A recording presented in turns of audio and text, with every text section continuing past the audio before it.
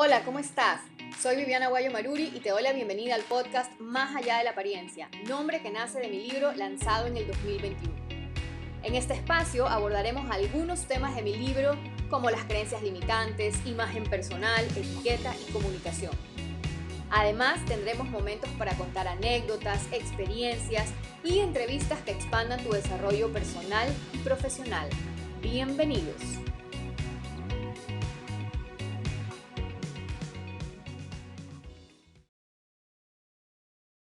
¿Cómo están? Espero que muy bien, felices a esta hora del día, tarde o noche, dependiendo la hora a la que estén escuchando este episodio. Hoy les voy a compartir un episodio especial. Les cuento que uno de los que más reproducciones ha tenido en este podcast es el de las diferencias culturales. Muestran muchísimo interés en este tema y bueno, no es para menos, ahora estamos en un mundo globalizado, es más, aquí quién sabe de qué lugar nos están escuchando. Y gracias a la tecnología, a la globalización, podemos conectar con personas de diferentes países, de diferentes lugares, y qué importante, sobre todo al momento de hacer negocios, es conocer sobre ciertas diferencias culturales que podrían afectar esta relación. Entonces yo tengo 4 entrevistas con 4 excelentes profesionales de otros países, de otras culturas, que en su momento lo compartí en mi Instagram. Entonces he decidido traerlas acá al podcast para que ustedes puedan escuchar, porque estoy segura que van a ser de muchísima utilidad hasta para cultura y conocimiento general. Entonces tengo un colega internacional que nació en Canadá y actualmente está viviendo en China. Él nos habla sobre las dos culturas, ya que ha vivido en los dos países. Y también sobre un colega en África, él también es consultor de imagen, es conferencista. En cada episodio van a saber de quién se trata, van a conocer la trayectoria de estos grandes profesionales. También está una colega de India, ella nos comparte muchísimo sobre su cultura, es súper enriquecedor lo que nos cuenta. Y también tengo otro profesional de Países Bajos. Ahora, las 3 primeras están en inglés y la entrevista con el de Países Bajos, él sí habla español, entonces está en español. Para los que no dominan el inglés, la buena noticia es que yo abajo de en la descripción de este episodio, les voy a dejar los enlaces con las entrevistas de Instagram porque son videos y tienen la traducción en los subtítulos para que no se pierdan ningún detalle sobre estos temas tan apasionantes, sobre otras culturas, donde sin duda nos dan muchísimo valor, sobre todo al momento de querer entablar relaciones comerciales con ellos. Así que sin más preámbulos, los llevo directamente a las entrevistas, van a saber de quién se trata porque los presento al inicio. Espero que disfruten mucho y si les gustó, por favor, háganmelo saber. Nos vemos en el siguiente episodio. Hola querida comunidad, hoy tengo el honor de estar con Jorg Rademaker, que es holandés, lo conocí por una amiga que vive en Holanda. Jorg, muchísimas gracias por aceptar nuestra invitación. Primero cuéntanos, o rompamos el paradigma, porque yo siempre me refería a su país como Holanda, y una de las cosas que aprendí gracias a mi amiga es que no es Holanda, sino Países Bajos. ¿Nos puedes contar un poco de este tema? Para que ustedes sepan, Jorg es ingeniero en marketing, pero en sus tiempos libres él ayuda a la comunidad latina en Holanda o en Países Bajos para que aprendan más sobre la cultura. Tiene una página en Facebook que luego la voy a poner para que lo sigan, para que puedan ver y aprender muchísimo más sobre esta cultura. Ahora sí, Jorg, por favor, cuéntanos. Bueno, Viviana, gracias por tenerme aquí y sí, es verdad, casi todo el mundo habla de Holanda como Holanda, mientras que la historia es algo corta, pero Holanda está dividido en 12 provincias. 2 de esas provincias se llaman Holanda, Holanda del Norte, Holanda del Sur. Y como esos eran las provincias más importantes en el pasado, mucha gente empezó a decir que eso es Holanda, el idioma es holandés. Pero no, el país se llama los Países Bajos o oficialmente el Reino de los Países Bajos y el idioma oficialmente se llama neerlandés. Pero cada holandés te va a entender cuando dice Holanda. Hasta el sitio de web turística de Holanda es holland.com. Entonces, hasta los holandeses, los neerlandeses, dicen Holanda sobre su propio país. Y al fin, un holandés siempre te lo va a decir, que no es así, pero realmente le importa. Ah, ya, no les importa, pero sí te dicen que no es así. Ay, súper. Sí. Otra cosa, ¿qué nosotros tenemos que tener en cuenta para hacer negocios con ustedes? Por ejemplo, el tema de la puntualidad, ¿qué tan importante es para ustedes la puntualidad? Porque acá los latinos, no todos, pero muchos tenemos, incluso en mi país, hay algo que se llama la hora ecuatoriana. Yo no soy así por si acaso, soy súper puntual, pero hay mucha gente que estila usar la hora ecuatoriana y es llegar 15 minutos tarde a la reunión. ¿Cómo es este tema en su país? La idea aquí es que llegas antes. Unos 5 minutos, unos 10 minutos, yo recuerdo que he hecho entrevistas para un trabajo nuevo y siempre estuve allá 15 minutos antes, cerca, solo estacionado mi carro y después esperar hasta 5 minutos antes de la hora y a ese momento entrar. Un holandés, cuando esas tarde, lo vea como una falta de respeto. Entonces, si empiezas a llegar 15 minutos tarde, no comienzas muy bien. Ok, para que tengan en cuenta. Y otra cosa que también he escuchado es que ustedes estilan mucho en una reunión de negocios el split the bill, como que cada quien paga su parte y dividen la cuenta. Eso depende un poco de la relación que tienes con la persona. En general, si tú quieres vender algo a mí y tú me invitas a comer, tú vas a pagar. Pero si es realmente algo entre dos compañías que están trabajando juntos en un proyecto, puede ser que no comparten o que dicen una vez pagas tú, una vez pago yo. Pienso que más que a qué refieras es realmente entre parejas.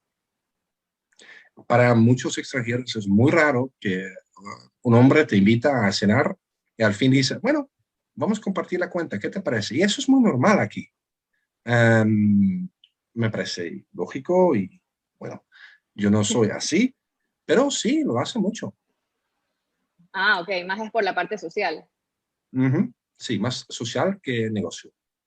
Si se dan cuenta, Jorg está hablando en español, es políglota, habla inglés, francés, alemán, por eso esta vez me están escuchando hablar en español. ¿Qué otro idioma hablas? ¿Italiano? ¿Catalán? Italiano, catalán, portugués y dijiste francés, no sé, ¿Francés? inglés. Wow. Pero bueno, muchísimas gracias y hablas súper bien español. Ahora sí, cuéntanos tú, ¿qué deberíamos considerar al momento de visitar tu país? Algo característico de su cultura. Bueno, hablando aún de negocios, algo que pienso que es muy diferente entre la cultura latina y la cultura holandesa, que con ustedes, y no digo que es mejor o peor, pero la relación, la relación que tienes sentimental con la persona con quien estás haciendo negocios. Mientras que aquí en Holanda eso importa mucho menos.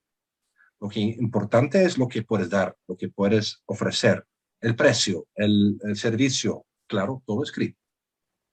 Tiene que estar en un papel. Y que tú sabes cuántos hijos tiene y cuándo su cumple, no importa. Que sabes quién es y qué puede hacer para ti, eso sí importa. Y eso no solo es en negocio, pero también en buscar trabajo, por ejemplo.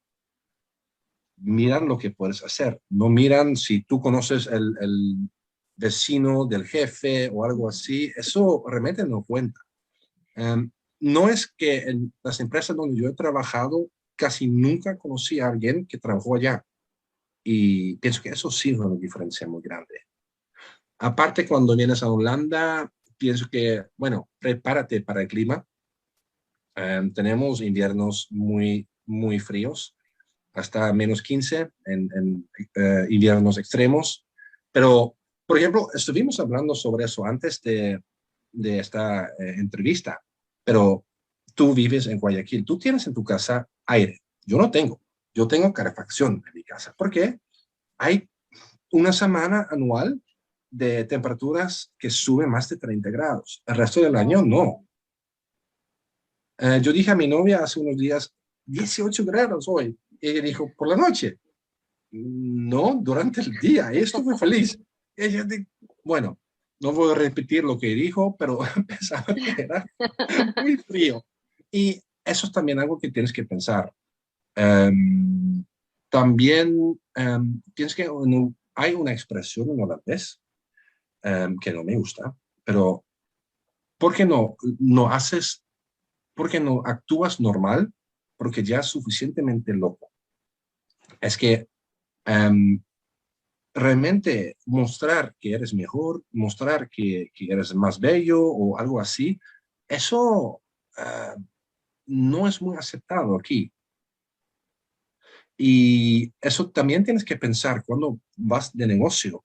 Por ejemplo, como mujer, cuando vas en negocio, em, usa ropa para ti demasiado decente. Demasiado Eh, conservadora. sí, sí, O sea, una mujer con un escote no está bien visto para hacer negocios allá. O una no, falda muy corta. no. Bueno, acá también, depende de la empresa, ¿no? O sea, si es una empresa muy ejecutiva, se recomienda justamente los hombros cubiertos, algo más conservador. Aquí siempre. Súper interesante, súper Sí. interesante. Pero, ¿y en cuanto al maquillaje, así tampoco? O sea, ¿una mujer debería ir sin maquillaje o no en ese sentido? O sea, ¿así de Eh, extremo o no? no, no extremo, hazlo natural. O sea, yo ahorita Un estaría poco. mal, por ejemplo, porque tengo estos No, accesorios y estoy no, maquillada. no, eso está bien. Eso es algo formal y conservativo, en mi opinión. No tienes demasiado maquillaje, no tienes ojos azules o no sé qué.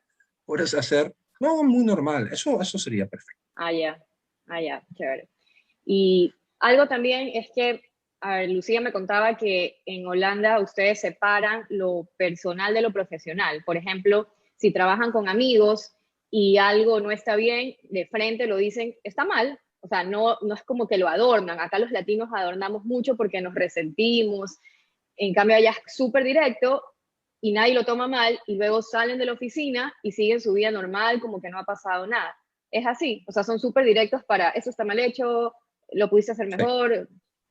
Somos, para ustedes, demasiado directos. Nosotros lo veamos como ser honesto. Mejor decir que algo es mal que decir, no, no, no, está bien, y no aceptar, ¿sabes? Um, pero en los ojos de un extranjero, eso es mal hecho, demasiado directo, demasiado bruto, como no piensas en los sentimientos de la otra persona.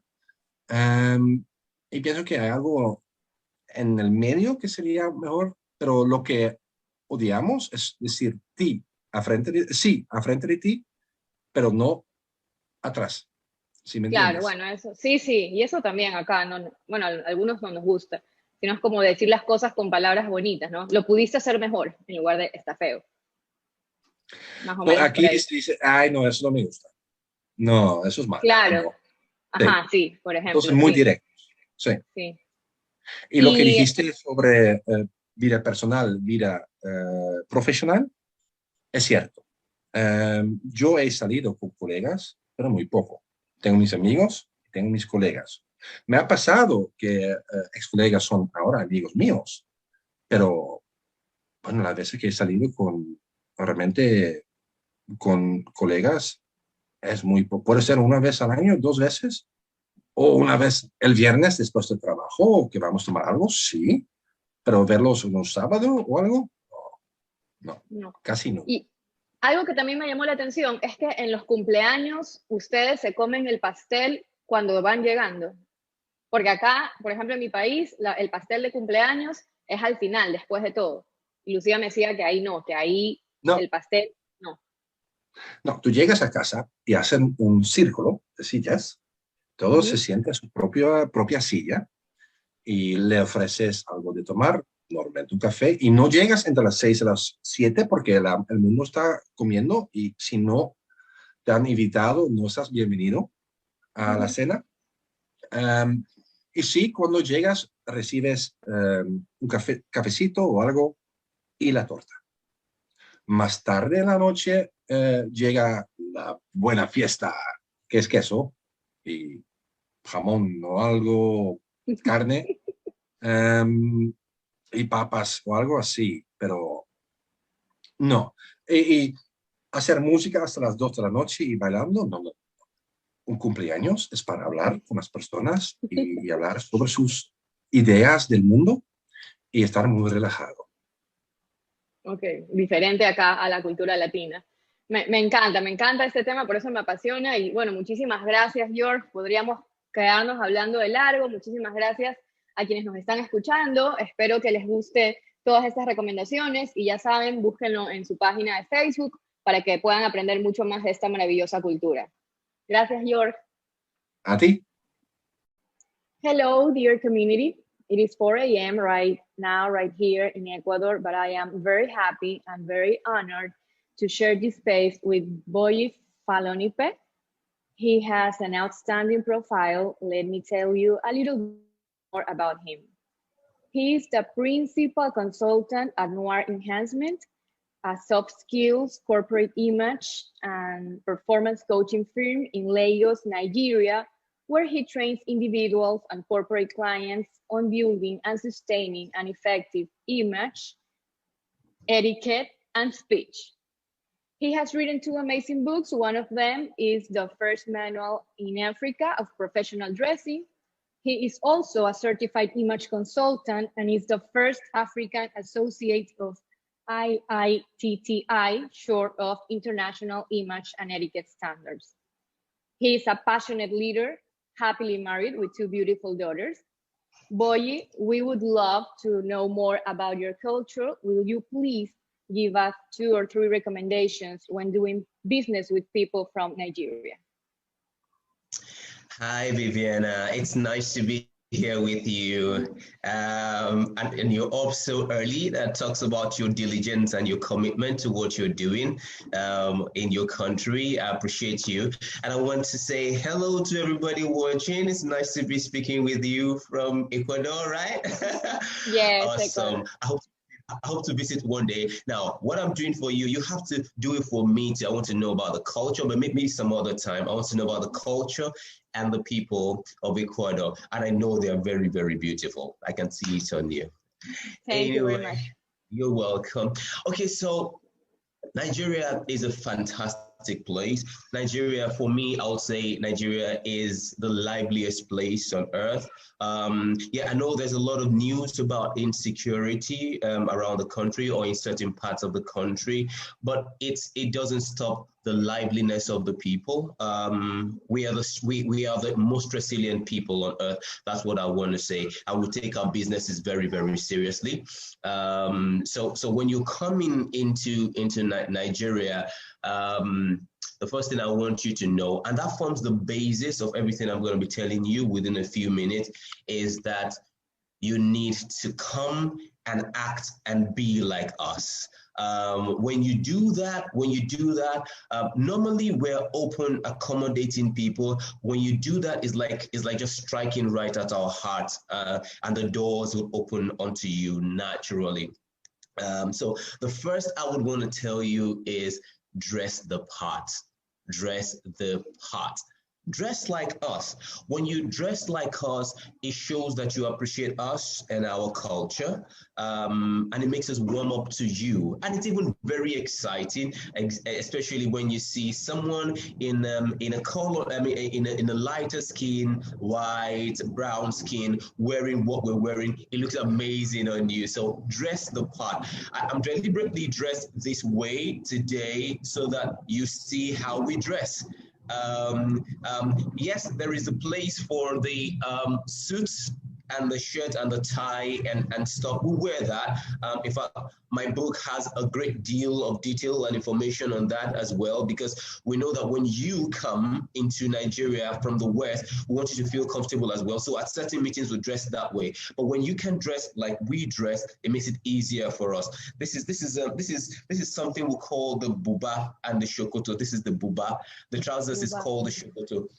And then the headgear, we like covering our heads, and there are different headgears for different parts of the country. This headgear I'm wearing is for the southwestern part of the country where I am from. There's some from the east and from the north as well. So it depends on which area of Nigeria you're wearing. Try to research what they wear there and try to dress like them. It will make it real good for you. Okay, so this makes my head warm. I'm sure it's going to do the same for you as well.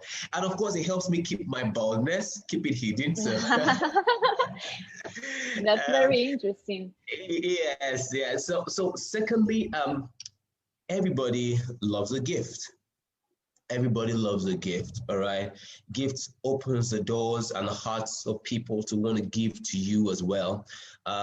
Especially when you're meeting with executives, top executives, they are used to giving people things. But if you're that person who comes with a gift, you know, it means you're doing something for them that other people are not doing. So they'll be willing to do more for you, okay? You can bring them a gift from Ecuador, for instance, something is souvenirs, something we can find around here. It might not be so expensive, but it might be something like an ornament, something they can place somewhere in the living room and they would always appreciate. So come along with a gift. And no matter how small it is, it will be appreciated. Let's say you're coming to a meeting of 10, 20 people, it could just be a piece of bracelet for everybody that's made in your country. Just give it to everybody. Honestly, you will be loved. You would be loved. And lastly, I want you to learn a few words of greeting as well. A few words of greeting. Okay. Yes, I know you'll be working so hard, especially if you're coming from South America. You'll be working so hard on making your English good enough, which is fantastic. I mean, you get by with English anywhere in the country, but if you can learn a few words of greeting, and then the moment you're meeting with people, rather than saying good morning, you're saying ekaro, which is good morning in Yoruba. That's my language, ekaro. All right. Ekaro. Or in Hausa, you're saying nakwana. You know, you the governor. The governor of the northern state, and you're saying, "Inakwana Alaji, come on, man! You've just melted his heart. You know that meeting is gonna go on real well for you." Okay, so those three things, if you can master them, I think you start off on a good note. And you and I know that first impression lasts a very long time. So if you make a good and sound first impression, it covers up for all your flaws later down the road of the business. So those are 3 points I'd like you to note. Thank you very, very much. That's amazing information. How do I say thank you very much in your language? Eshe púpọ̀. Eshe púpọ̀. Púpọ̀. Eshe púpọ̀. The púpọ̀ part is very much. Púpọ̀. So eshe is just thank you, but very much is the púpọ̀. Eshe púpọ̀. Eshe púpọ̀. Thank you, thank you. Thank you, Boy. Thank you very, very much. Yes. I hope someday I'll go to your country. We'd love to go. And thank my community for hearing this amazing information. Thank you very much. Awesome. Thank you, Viviana. Bye. Do have a good day. Have a good day. Hello, dear community. Today I have the pleasure to interview Patrick Chun. I've known Patrick since 2016, first via Skype. Then we met in Mexico at the conference of image consultants. Well, Patrick is the executive director of IITTI, short of International Image and Etiquette Standards, from which I am an associate. Patrick is from Canada, but he has lived for 3 years in China. So based on his bicultural experience, he will share with us 2 recommendations that we should keep in mind when doing business or negotiating with Canadian and Chinese people. Patrick, the show is all yours. Well, thank you very much, Viviana. Hi, everybody. I'm Patrick Chun, like Viviana was saying. For one thing, if you come to Canada to do business, one thing that I think you got to remember, there is a difference between Canadians and Americans. Canada is to the north and United States is to the south. The reason why there's Canada is because people in Canada didn't want to be Americans. That was the history.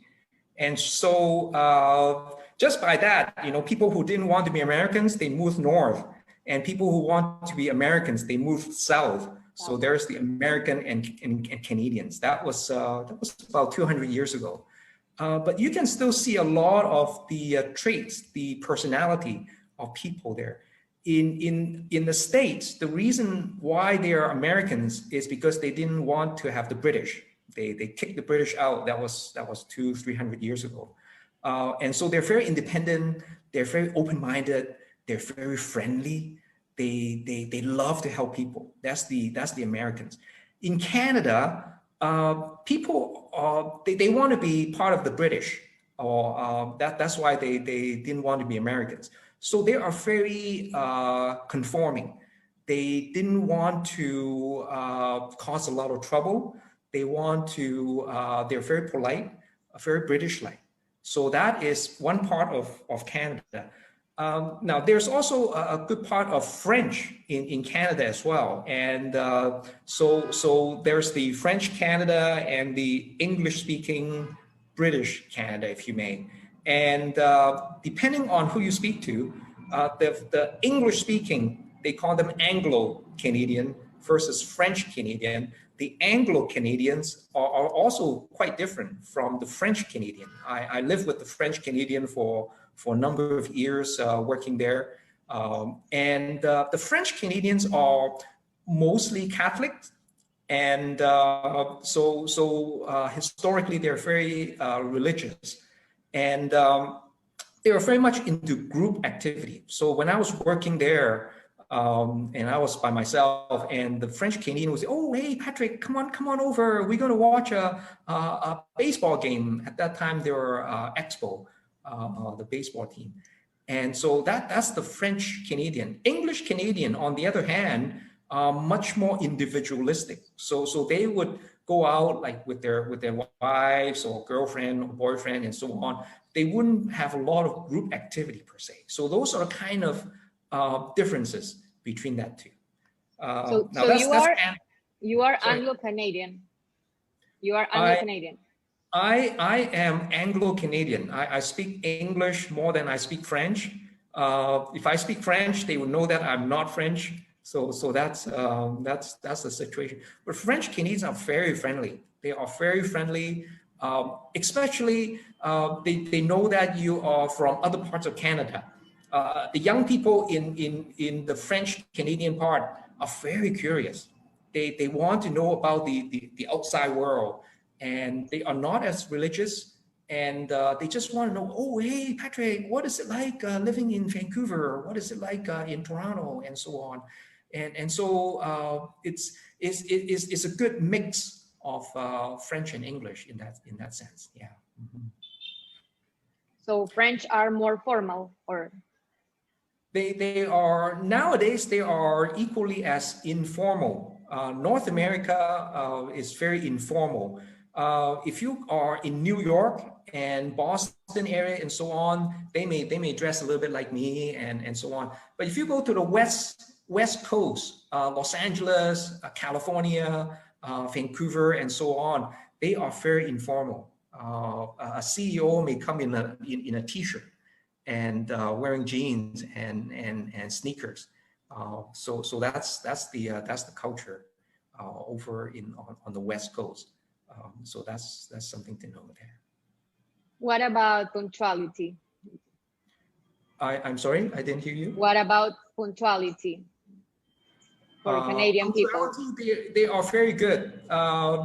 They usually say, well, if it is 8 o'clock, then they'll show up at 8 o'clock. That's usually the case. So there's time is very important to North American, to Canadians as well as American. So that is the situation. Yeah. Mm-hmm. Thank you, Patrick. And what about China? China is a there are a lot of world. things. Okay. Yeah. It's moving culturally very, very quickly. Economically, it's also moving very quickly. For one thing, I learned that in China, it's not just one people. You look at them and wow, they all look alike, and you go, wow, it's just one. No, it's not. I learned that the northern Chinese versus the southern Chinese are very different. Northern Chinese usually are very direct. They would say one thing without worrying about anything, but just say what is inside, what they think. Southern Chinese are very different. Southern Chinese are very flexible. They think very in the way that how you talk, they will speak back in the same way. They're very business-minded and they're very entrepreneurial. Maybe because I'm in China to do business and I see a lot of people, but I also see Northern Chinese and do business. They are very direct. They say, no, this you can't do it like this. It's just not the way. You should be doing it like this. Southern Chinese will not say something like that. Southern Chinese will, yeah, that's a good point. Maybe this will be even better. So they may give you new ideas and so on. So Northern Chinese are much more procedural. They love procedure. There's step 1, step 2, step 3. Southern Chinese, they throw the procedures away. They go, no, go from step 1 to step 4. Don't worry about step 2 and step 3. It's just not important. So that that's the main difference there. Second point about doing business in China, it's don't even talk about them not respecting intellectual properties, because China is changing very, very quickly. They have filed more patent with the World Patent Office than any other countries now as of 2019. That means they have companies like Huawei, Alibaba, all that. Their engineers are creating a lot of new stuff. So they want to protect their intellectual properties too. So by that extension, they're protecting all intellectual properties, regardless whether a Chinese company, a Canadian company, or Ecuadorian company. You come to China, you file a trademark, a patent, and so on. They take it very seriously now. So that's changing. That's different from even 5 years ago. That's very interesting. And what about food? I have learned that, for example, when Chinese people offer you some tea, and if you don't want to, you have to accept, because it is not polite to say no thank you. And I have also learned that it is polite to leave food on the plate. So would you please corroborate this information? Yeah. It's very true. You don't want to refuse. In China, you want to give them face. You want to say, oh, okay, yeah, they serve you tea. You say, yeah, you have some tea, and you try everything they serve you. Nowadays, it's a lot better. 20 years ago, I was in China building a school, and some of my teachers, being Canadians, they just say, well, no, thank you, I don't want. It was very embarrassing to the Chinese. They don't understand. The Chinese didn't understand what Westerners are thinking. Nowadays, it's very, very much better. They understand that a lot of Westerners, a no is a no, a yes is a yes. So they understand. So now the culture is also different. If you refuse, it wouldn't be a showstopper. They wouldn't just kick you out and say they never do business. They will not do anything like that now. That's it's changing very, very quickly. Yeah. But it's what better was the second question again? That it's polite to leave food on the plate. They have the Chinese government actually are pushing to not leave food on the table anymore. Wow. It used to be the case that you always want to have some food on the table, so the host would know that, Viviana, you have enough to eat and not starving. That was the thinking back then. But now they say, no, we should not waste food. We should be sustainable.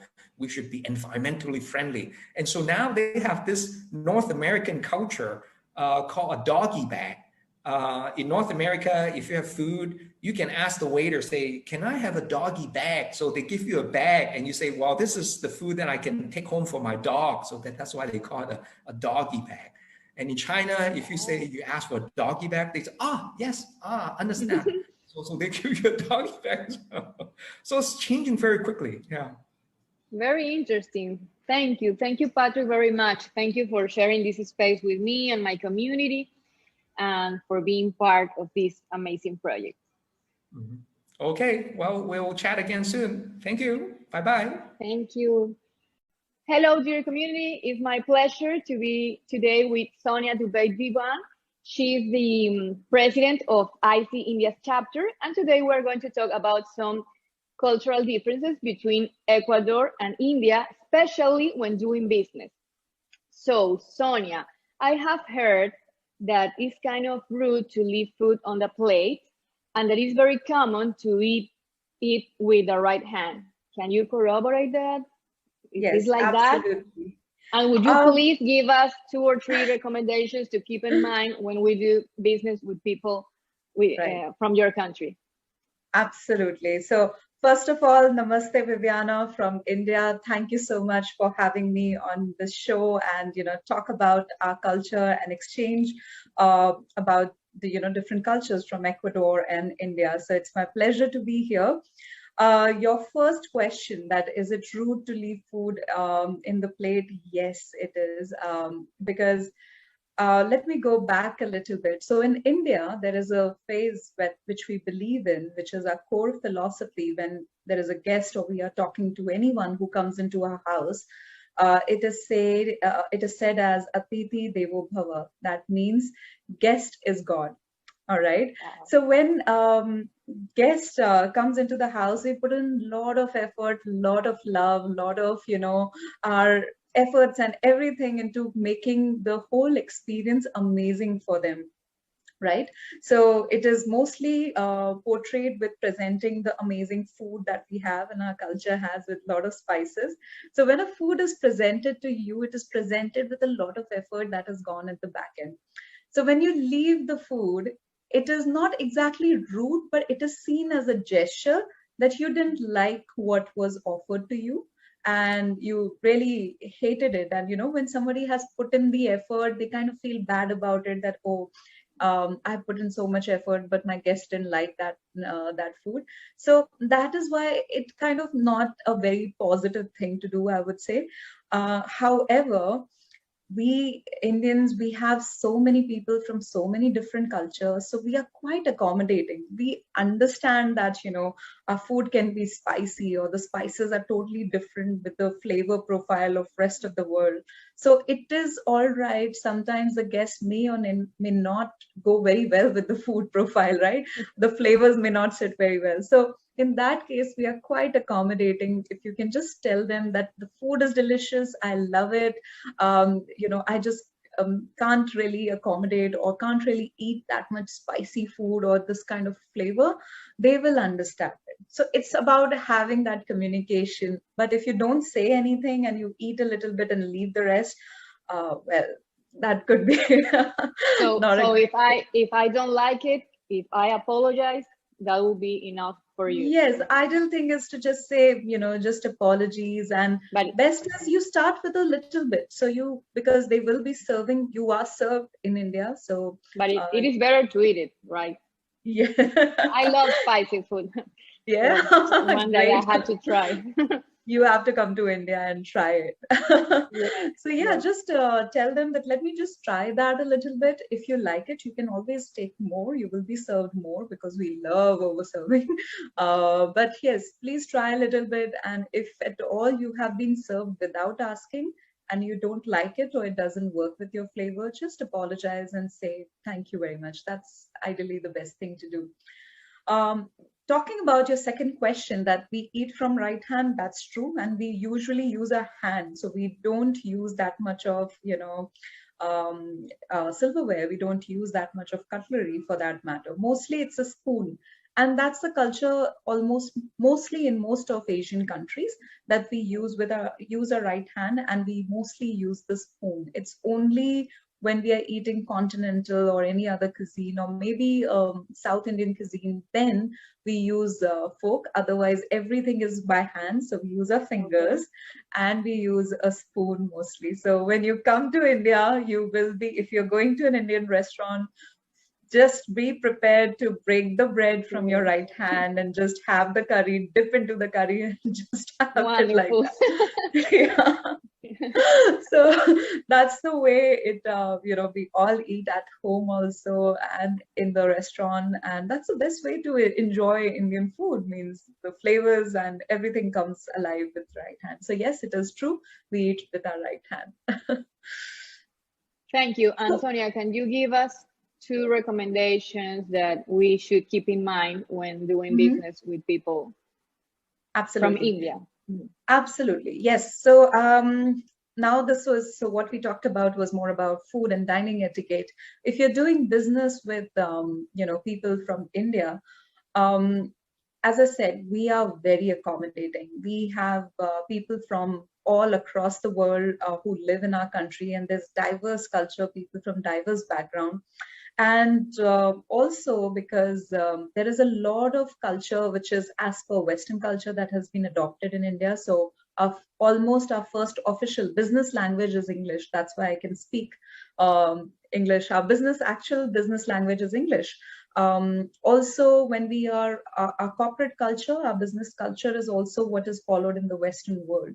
So we are almost in sync with what is followed in maybe US or UK, because we were we were a British colony at one point of time. So that's why we have adopted a lot from UK. However, one of the key things that we like to do is to ensure that we are very communicative. So one of the best thing is to keep communication transparent. One tip that I would give is that do not jump directly to business when you're doing business and having a conversation with somebody from India. It's really good. One of the best way to build rapport with them is to ask about their whereabouts or how they've been doing. Have a little conversation beyond work and then come to the work. That ways you will be able to create a very good relationship and bond with them, and the business will move into a positive direction. If you will get on a call or meet for the first time and directly jump to business, it may turn out good or bad, I don't know. But yes, always asking or starting with the basic courtesy, that would be a great way to begin with an Indian person. So that's one advice. Second is, if at all you feel that you're not aware about what is the thing or what is the way to be within Indian culture, simple thing is to just ask. Just ask that, is this okay as per your culture? Is this all right with you? As I said, we are very accommodating. We treat our guests as gods. We will be more than happy to show you the right way. We are pretty chilled out that way. So yes, the basic business etiquette, which is very neutral all across the world, that is followed. But one advice that I would give is that you have to start with building the rapport. Don't directly jump to business. Yes. So yeah, that is. And when you say building rapport, can we talk about family, or that will be too personal? So we can talk I about ask how's your family? Yes. So what are the topics that I should avoid? For example, religion, politics. Yes, so you should definitely avoid politics. Don't ask about the political atmosphere. That is not a great conversation to begin with. Even culture in general, you can start, but when it comes to religion, again, that is something that should be avoided. Money in terms of, if you're having a business conversation, that's all right, but asking about the financial situations or something too personal about them, all those personal questions should be avoided. But politics and religion is a big no-no. That's something that should be avoided. Or even a little bit about you can say the cultural gaps between different parts of the countries. That can get a little tricky for some situations of people. So avoid all those kind of situations. Don't start with politics. Just ask about weather, food. I'll give you best things: weather, food. What is the best what do you do over the weekends, or what is a book you're reading? Just general topics, and mostly movies, food and culture. Okay, that is the best. Okay, Sonia, thank you very much. Thank you very much. I hope I know this information will be very useful for our community. So I hope one day I'll go to your country. I would love to, and you can come to Ecuador. You are more than welcome. Thank you very much. And I hope you people like this little interview with Sonia Dubey Divan from India. Thank you, Sonia. Thank you. Namaste. Okay, so namaste.